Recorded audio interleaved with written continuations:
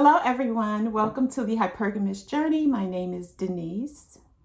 At this channel, we discuss dating advice from a hypergamous lens.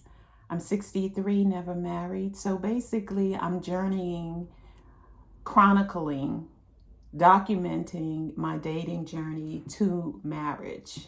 I don't know when I'm getting married, but I've never been married. I don't have children. And so I started this channel because I felt like if I am struggling with dating today, then there are other women in my age group who are also struggling. But I'm not struggling anymore. But that was the intent 3 years ago. So I'm not struggling anymore. Excuse me, I live in Georgia, and so the pollen count is high and my eye waters. So anyway, I want to talk about, I have affirmation journals, ladies. This is the 6x9, and this one says, change my mindset, change my life.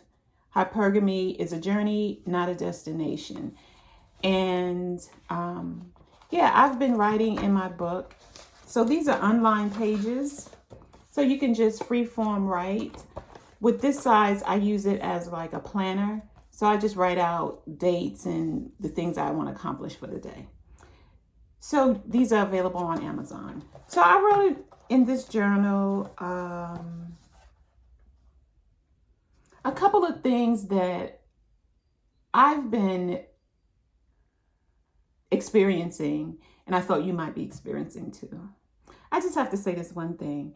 All of this white little stuff, I can't tell if it's my white hairs or my curl product didn't dry. And I'm like, oh my goodness, I'm getting grayer. It's like every day I see like a line or, more gray hair. It's like it's kind of focusing right here on the sides. But anyway, that's life, right? So that I have been experiencing, which is doubt. Doubt that what I want is possible, and having it in the context that I need to have it. Now, I've told you before that I've talked with that I started with Shira 7-1, and she focuses on getting money from men without sleeping with them. And, I still listen to her because she still has good advice, and she's funny as I don't know what. And she has this like super confident, she's this super confident woman. And, what size she is doesn't matter because her weight fluctuates. So she's just like super confident, and you can't shake her or break her. Love that about her. So her latest video, I can't remember it. I'll link it in the description. She's just talking, why women are never satisfied. And she said it's in our nature not to be satisfied. So I digress. But I wanted to talk about staying motivated and staying the course in dating. So I told you that me and the guy of 6 months, we dated for 6 months, and then we went our separate ways amicably. And he's a good guy, maybe just not right for me. Well, he's reconnected with me, and to be honest, he's called me since we went our separate ways a couple of times, but I had deleted his information from my phone. And he was on block. So he was on block, and I deleted the information. So his calls and his numbers were, he could leave a message, but I couldn't determine who it was from until I listened to the message. And so a couple of times I listened to the message and I just deleted them and I didn't respond. But then I remembered one thing that I told you I listened to this radio. This is story time. So I told you I listened to this radio program out of LA with Dr. Pat Allen. This woman is almost 90, if 90, and she wrote a book in the 80s called Getting to I Do, which I use as a reference book. So I've read that book 7-8 times. And so she said that when a man is beginning to fall in love and he is afraid of falling in love and committing to a particular woman, he will start feeling or thinking about his ex, and if he sees her, he will have feelings for her, old feelings will bubble up and all of this stuff. So she said, those are symptoms that he's afraid, but to give him space and time. So that's what I did. So I deleted all the information. I couldn't reach him when he was calling me. I didn't have a number for him and all of this. So I recently remembered this. She said, give him 8 weeks. So he has 4 weeks. So a month ago, we stopped talking. And so she said that the first 4 weeks, he can live without you. And he can go about his day. He can go about all of the daily things that he does. He can live his life for 4 weeks. But then when you start getting to the 5th, 6th, 7th, 8th week, he starts to miss you. So, and she said, if you don't hear from him after the 8 weeks, then he's moved on and you can forget about him. She said, but if you do hear from him within the 8 weeks, he's beginning to really seriously consider you and the relationship. So that's why he left the message and I picked up and I returned the call. Honestly, I had to hunt the number down because I didn't write it anywhere. It wasn't in my phone. So I had to hunt the number down on the internet to get it, to call him. So I went through a little bit of something. So in essence, he said, we talked about our differences and things of that nature, and I'm not going to go into detail about it. But in essence, he said, I want you. Exact words.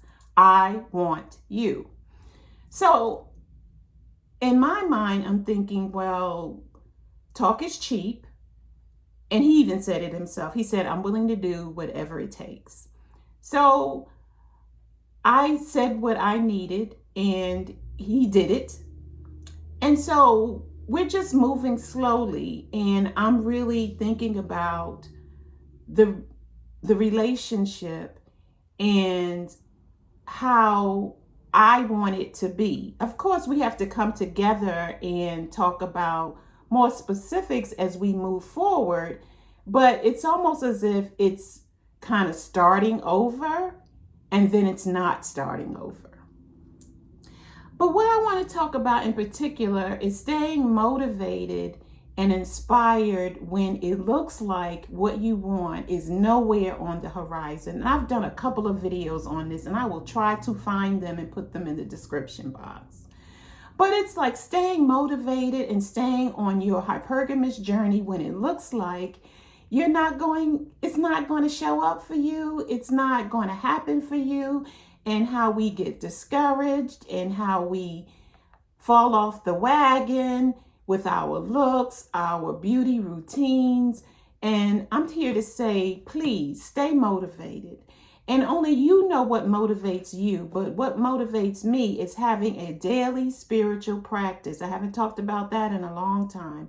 Praying to whomever you consider to be your higher power, your God, Islam, Allah, Buddha, God, Jesus Christ, the Holy Spirit, however you phrase it, you have to have something else besides yourself that will help you stay the course, to make you feel like you can hang in there even though it looks like nothing you're doing is working.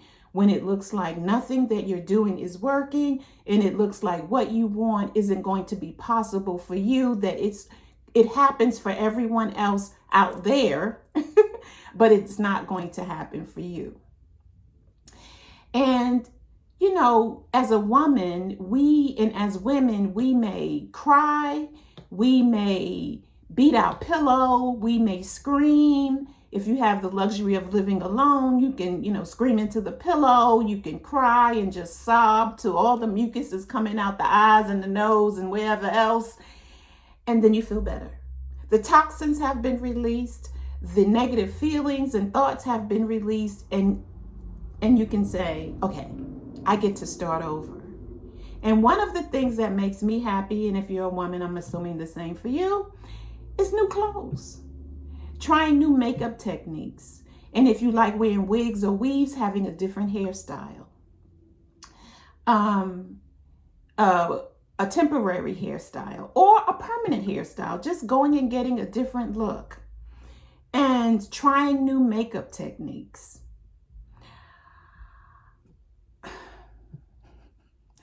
I try to make my eyebrows darker, but I don't want them as dark as my hair.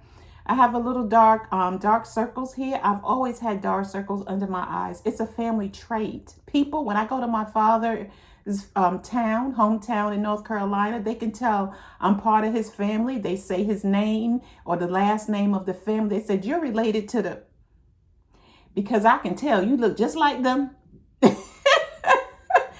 If you know what I mean, just acknowledge in the comments that you know what I mean. When you go to those small towns and your family has whatever physical trait that is, and they can tell that you part of that family, and they say the family name, and I can just tell. Now, some of those people might have gone on and transitioned into heaven, but there's some that are still left that know your family, and they can point you out no matter where you are in that little small town.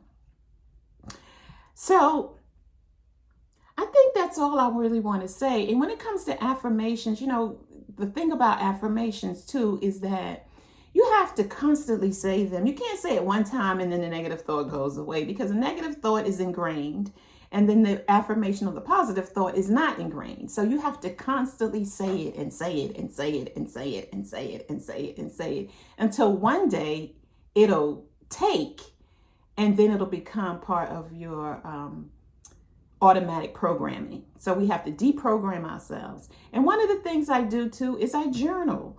I use my own journals. Like I said, they're just lined pages, and you get them on Amazon. The affirmation is on the cover. So they're affirmation journals that are on the cover.